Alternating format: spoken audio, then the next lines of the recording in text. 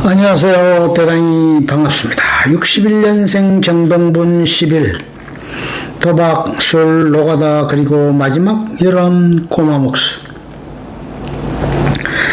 동분이 마침내 분가를 했다. 작은아들 종의 찻돌이 막 지났을 때이니까 1988년 6월로 기억한다. 지긋지긋한 시집살이가 끝났다. 신탄진을 벗어날 수는 없었지만 그럼에도 동분은 시댁에서 최대한 떨어진 곳으로 집을 알아봤다. 그렇게 이사하고 보니 마침 친정집과는 가까워졌다. 그래서 10분이나 걸렸을까. 그때 동분은 28이었고 동분 아버지 증명식은 65이었다. 동분은 그 여름을 특별하게 기억한다. 그 여름 보내고 아버지가 돌아가셨으니까 그래도 나는 마음 편히 아버지를 보내드릴 수 있었지. 그래도 그 여름 아버지랑 많은 시간을 보냈으니까 전매층 그만둔 뒤로 동분 아버지는 노가다판을 전전했다. 허드렛 일이었다. 심가까운 나이에 기술 하나 없이 노가다판 왔으니 누가 제대로 된 일감이나 줬을까. 그렇게 번 돈은 언제나 그렇듯 술값으로 비했다. 그나마도 65 가까웠을 때 그만뒀다. 술로 평생 보냈으니 몸이 버티질 못한 거다. 동분 가족이 본가의 친정집 근처로 이사왔을 때가 마침 그 즈음이었다. 아버지가 노가다 그만두고 소일하며 지내던 때 뒤로 보이는 건물의 간판이 동분 아버지가 다녔던 신탄진 한국전매공사 현 KTNG 신탄진 공장. 문턱에 앉은 사나이 동분의 아버지는 집에만 종일 있자니 큰며느리 눈치가 보였다. 둘째 아들네도 며느리 눈치 보이긴 마찬가지였을 게다. 큰딸은 저 멀리 김천에 있고 막내딸은 서울에 있으니 보고 싶어도 볼 수 없었다. 그나마 둘째 딸 동분이 신탄진에 있어 이따금 찾아갔었지만 시부모 모시면서 하는 동분의 입장에서 친정아버지가 마냥 달갑지는 않았을다. 너도 잘 알겠지만 니네 친할머니가 좀 개팍한 양반이었냐. 어쩌다 우리 아버지가 나랑 주성이를 보겠다 하고 찾아와도 눈길 한 번을 안 준다. 어떻게 그럴 수가 있냐. 그래도 사돈인데 어떻게 먼 길 오셨냐 너냐고 식사라도 하고 가시라고 빈말이라도 해야 되는 거 아니냐. 우리 아버지 오면 무슨 벌레보다 쳐다보고 방문 쾅 닫고 들어가 버려. 아휴 그러니 내가 얼마나 무안하고 속상해. 그럼 나도 괜히 아버지한테 화내는 게 아버지는 여기를 뭐하러 오셨어? 누가 좋아한다고 그렇게 앉자마자 막 보냈다니까. 우리 아버지 나한테 와서 밥 한 번을 못 얻어먹고 가셨어. 그랬던 동분이 분가에 근처로 이사 온 거다. 얼마나 반가웠을까. 당시 동분의 아침 풍경은 이랬다. 아침 7시에 일어나 식사 준비를 했다. 8시쯤 남편 송일령이 출근하면 큰아들 주성을 깨워 밥을 먹였다. 9시 주성이 유치원 가고 나면 집안일을 했다. 일찌감치 모이 먹고 놀던 작은아들 주홍까지 낮잠 재우고 겨우 한숨 돌리는 게 딱 10시였다. 그 시간이면 어김없이 아버지가 왔다. 당시 동분이 살던 집은 상가 건물 2층이었다. 1층엔 슈퍼가 있었다. 슈퍼 이름이 공주슈퍼였다. 동분은 그래서 그 집을 공주슈퍼집이라고 회상한다. 슈퍼 옆으로 가파른 계단이 있었다. 그 계단을 올라 현관문을 열고 들어오면 부엌이 있고 부엌을 지나면 방이 나왔다. 부엌보다는 방이 좀 높아서 방문 앞에 문턱이 하나 있었다. 그곳에 신발을 벗어놓고 방으로 들어오는 구조였다. 10시만 되면 그러는 법 없이 오셨어. 아무튼 호호호. 근데 또 오셔도 방으로 들어오지 않아.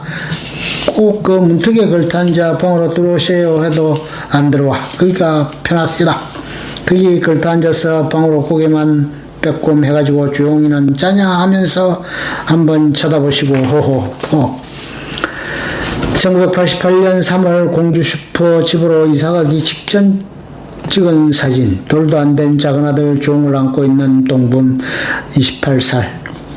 옆에 서 있는 꼬마가 큰아들 주성 6살. 그때마다 동분은 곤히 잠든 종이 괜히 야속하게 느껴졌다. 젖돌이 막 지났으니까 한창 아장아장 그럴 때였다. 좀 일어나서 외할아버지한테 재롱이라도 한번 떨어주면 좋으련만 그 시간에 꼭 낮잠을 잤다.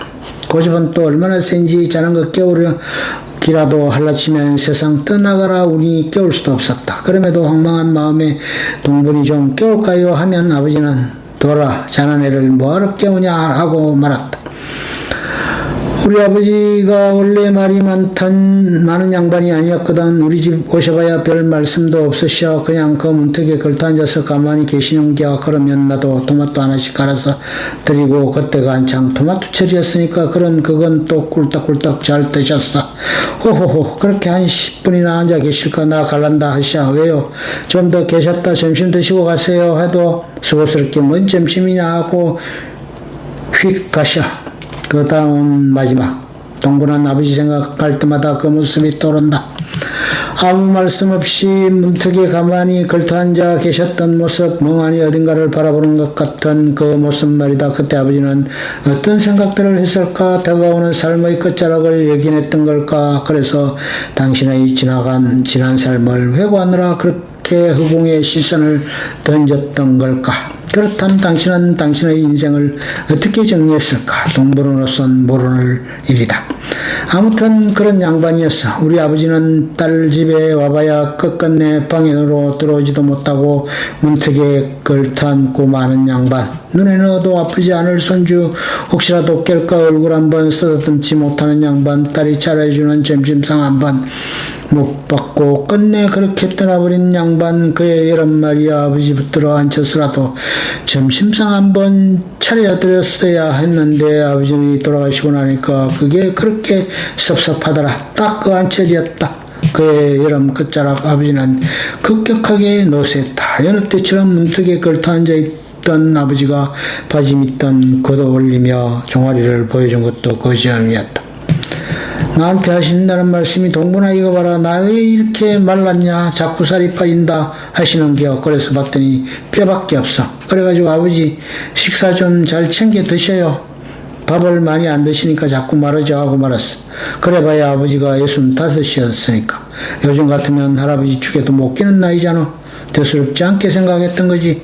며칠 뒤 아버지가 갑자기 알아놓았다. 동분집에도 더 이상 놀러오지 못했다. 그리고 다시 보름이 더 지났을까?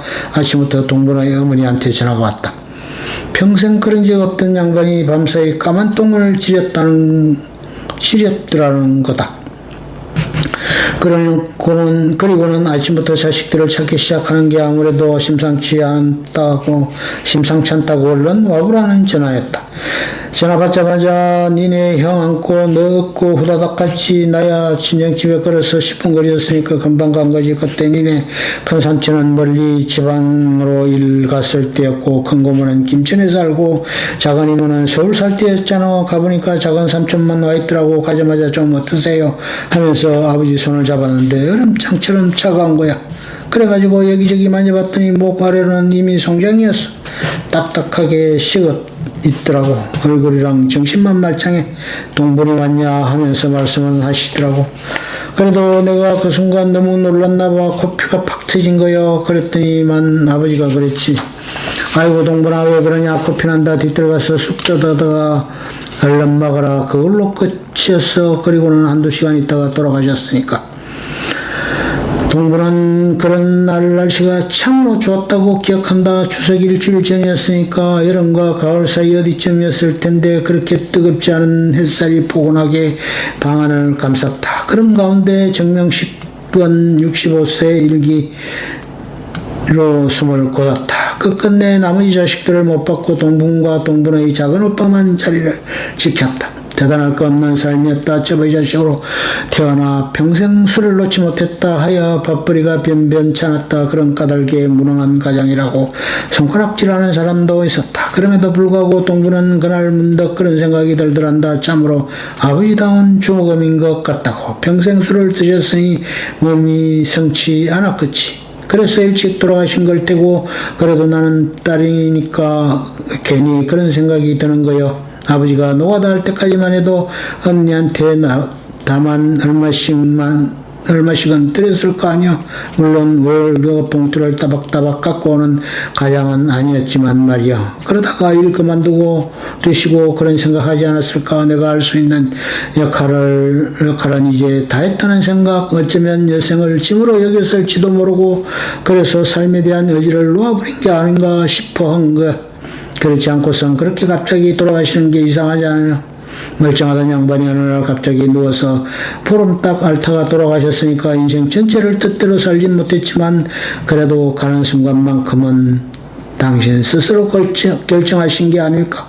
그래서 어쩌면 편하게 눈을 감으셨겠구나 싶기도 하고, 아버지는 어쨌거나 그런 양반이었으니까 1987년 작은오빠 정동훈 씨 결혼식 때 나란히 앉아있는 동분의 부모님, 동분의 아버지 정명식 씨가 돌아가시기 1년 전의 모습이다.